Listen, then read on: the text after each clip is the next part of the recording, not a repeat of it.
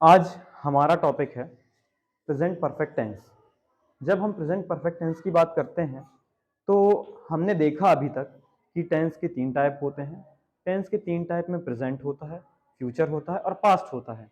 अभी हमने प्रेजेंट के 2 टेंस कवर कर लिए हैं, प्रेजेंट सिंपल, कंटिन्यूअस। अब आज हम कंटिन्यू करेंगे प्रेजेंट का परफेक्ट।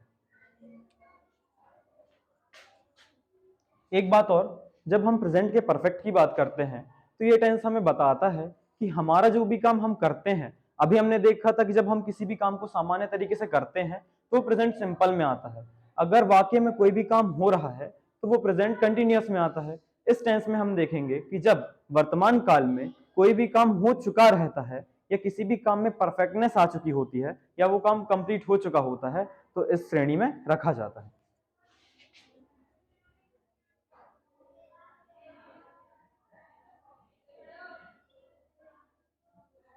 सबसे पहले हम इसका स्ट्रक्चर समझेंगे कि इसका स्ट्रक्चर होता क्या है।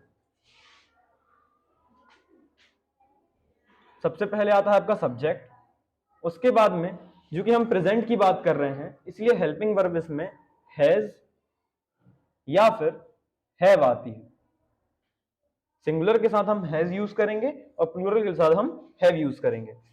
इसके बाद में वर्ब का थर्ड फॉर्म आता है प्लस ऑब्जेक्ट, प्लेस और टाइम, जो कि हमारा हर टेंस में सेम चलता है। इसके बाद में हम एक वाक्य से इस कॉन्सेप्ट को समझेंगे। अभी तक आपने देखा था आई, वी, यू और दे, ये सभी किस कैटर में आते हैं? प्लूरल में।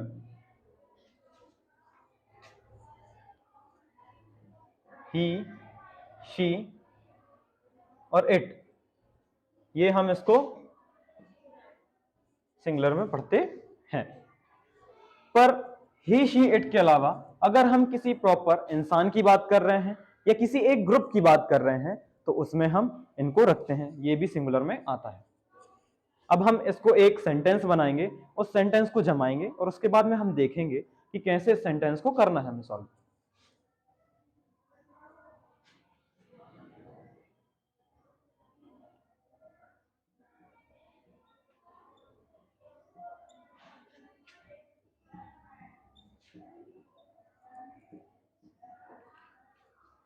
अगर हमें प्रेजेंट परफेक्ट टेंस को पहचानना है तो वाक्य के अंत में हमें चुका है, चुकी है या चुके हैं देखने को मिल जाएगा।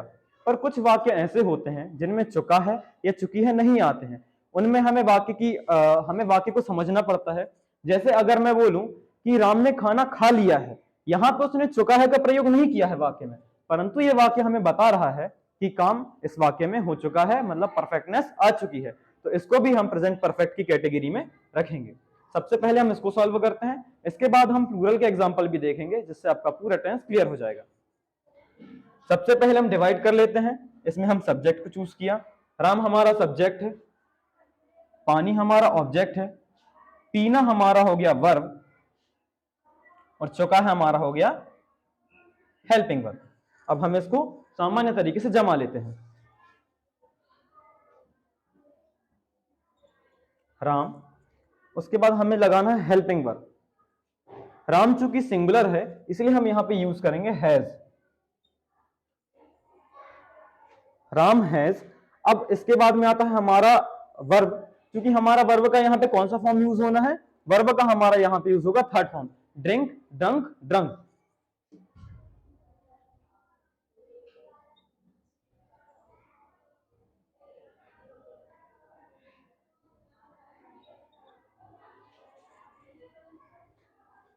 और इसके बाद में जैसा हमारा यहाँ पे ऑब्जेक्ट, प्लेस और टाइम है, तो हमें नॉर्मली हमारा क्या यूज करना है यहाँ पे? ऑब्जेक्ट। क्योंकि वाक्य में हमारा ऑब्जेक्ट पानी है तो इसको हम यहाँ पे वाटर से डिनोट करेंगे।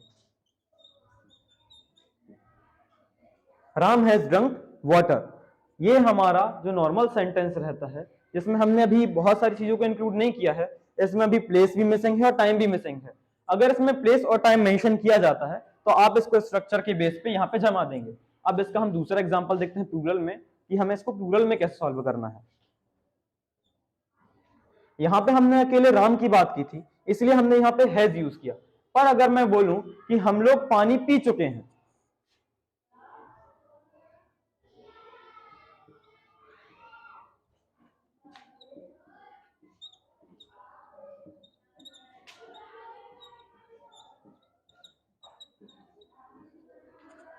यहां पे हम फिर से डिवाइड कर लेंगे। हम लोग का हो जाएगा सब्जेक्ट, पानी है हमारा ऑब्जेक्ट, पीना हो गया हमारा वर्ब और चुके हैं हमारा हो गया हेल्पिंग वर्ब। हम लोग को हम यहां पे वी से डिनोट करेंगे। अब हमने देखा था यहां पे हम सिंगुलर के साथ में क्या यूज कर रहे थे, हैज, तो यहां पे प्लूरल के साथ हम क्या यूज करेंगे, हैव। वी हैव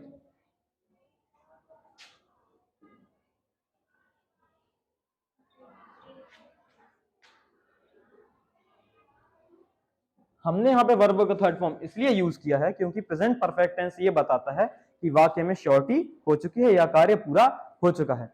ऐसे करके और भी वाक्य बनते हैं जिसमें नेगेटिव, इंट्रोगेटिव और अफर्मेटिव बनते हैं। इसको हम अगली कक्षा में देखेंगे।